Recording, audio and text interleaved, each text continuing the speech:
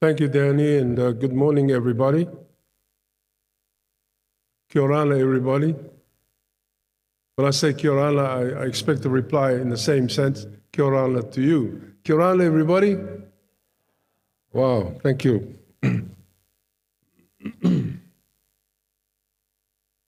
My name is Tom Marsters. Part of my early schooling was in Samoa, in a boarding school in Samoa, an agriculture boarding school in Samoa, where I spent 3 happy years of my life in that country, and for which I still represented that country here in many ways. I was the first president of the boys from Samoa in this country, and it's a pleasure every time there is a Samoan occasion here that I attend and try to refresh my Samoan, although it's pretty rusty at this time. But I can assure you, I've been in a situation where they mistook me to be non-Samoan. And of course, they had to apologize after what they had said behind my back. Anyway, like Danny had said, I'm supposed to just come up here and open the summit. It was several months ago, maybe a year ago, that Danny and I shared about this very summit, this very conference. He shared with me then that there was a conference being organized for about this time of the year. But I'd completely forgotten about it. And I only noticed this morning that I'm supposed to be the person to open this summit. So pardon me if I don't talk too much about the breadfruit itself. But being at school in Samoa, that's one of our stable diet. Breadfruit today, ta'amu tomorrow. What's the ta'amu? The local language is kape. Yeah, it's part of the Caucasian family, like taro. Another day would be cassava, maniota. Another day would be a banana, raw banana peeled and then in the umu, and something else. That was our diet with fish or with something else, But we had plenty of milk from our cows. In fact, our school was supplying up here with fresh milk every day. We milked the cows every morning and every night. And we had plenty of race horses, and we had plenty of all of that kind of stuff. So we were not hungry at school. If somebody tells you that it was a bad school in terms of not enough to eat, well, they are lying, because I stayed there for 3 years, and I know that we had plenty to eat at school. Sadly, we are we're coming up to the 100th anniversary of the school next year, and I intend to be there for that 100th. I was there in the 90th, and I intend to be there for the 100th year. Thereafter, the future of the school is in doubt, because it's no longer a boys' boarding school for agriculture. It is now a general school for boys and the girls, and all of the agriculture stuff have moved to Alafua. And the last of our boys at Avele was Dr. Purea, sitting in the corner here. Yeah. So give a hand for this. And Matt, as we call him, Matt Purea, was the first PhD that this country has ever gotten. We've got quite a few since then.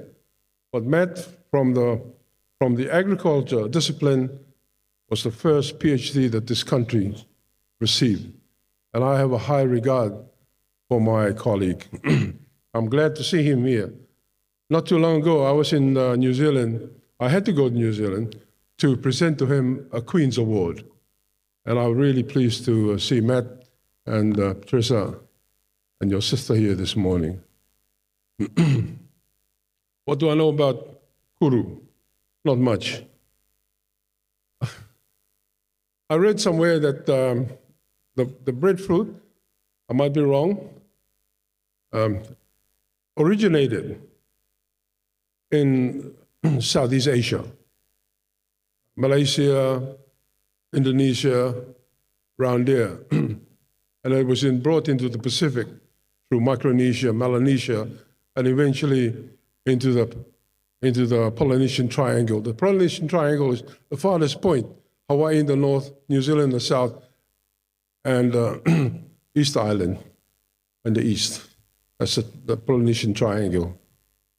And all of these, Samoa and Tonga and all of them, we are all in that triangle. So that's a little I know about the history of the breadfruit. And I believe also in the story of the bounty with Captain Bligh. I believe that he was on a mission to collect breadfruit saplings to grow in the Caribbean for food for those people working on English farms, British farms in the Caribbean. And I believe Captain Bligh was on that mission when all went wrong. But you know what I mean. And I believe he came by the Cook Islands on that voyage back to the Caribbean from Tahiti, where he was picking up a lot of saplings for the Caribbean. But I also read somewhere that it originally came from Southeast Asia, from Indonesia and around that part of the world.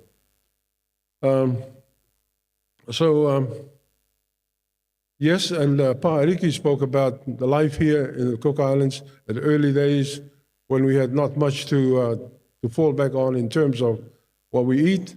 So the breadfruit was a stable diet, was a big part of our diet.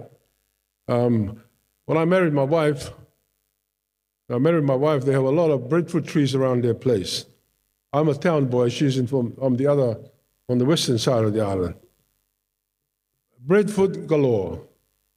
And that's all we ate, more or less, with breadfruit soup, like Danny was talking about. We had breadfruit poke. The princess will know what I'm talking about. Mixed. This is the really ripe one. Then you mix it in arrowroot, and then you bake it again, kind of thing. Something like that. Or breadfruit this, breadfruit that, breadfruit that. You breadfruit in the morning, breadfruit in the night, breadfruit in the morning, breadfruit in the night. You mix it, one tin of meat, one big pot, and you got to share with the family. Well, when we built our own home, I went home one day with a seedling. I was going to plant it home. And she told me with no uncertain terms that, Papa, I don't want that tree around my home. I said, well, why, my darling? I've had enough of collecting the leaves, like Danny said. Every morning I got to collect the leaves, me and my brother, the two of them in their household, before we went to school. When we come back home, we collect the leaves again, and then before we go, eat and go to bed. So I took it as far away from my house in a corner somewhere, and I planted it there. And about 5 years later, she went around and said, who planted the thing up there? I said, I think it just grew. How would it grow? It just grew. Because I brought a fruit home to cook. That's when she realized something wrong here.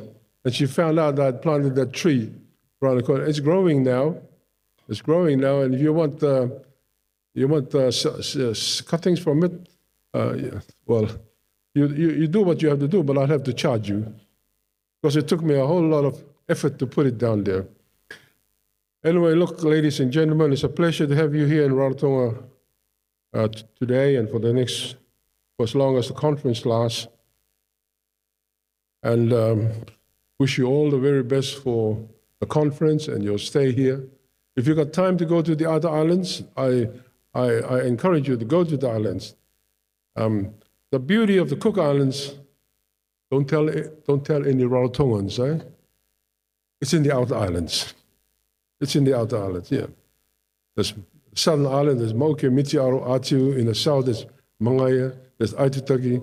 The north is extra beautiful, but it's too far. It's going to cost you a bit of money to get up there. And the plane doesn't go it's like once a week, the flights go up there. But in the outer islands, the southern, Aitutaki about 6 flights a day. Atu, Mitiaro, Mauke about twice a day. So, but the beauty of the Cook Islands, I can assure you, it's in the outer islands. It's a different feature. It's a different type of beauty than what you see here in Rarotonga. What you see in Rarotonga is good enough, but there's no comparison to what you can see in the outer islands. With that, ladies and gentlemen, it's a great pleasure to be here to officially open the summit, the Breadfruit Summit today. Kia ora and ki manuia.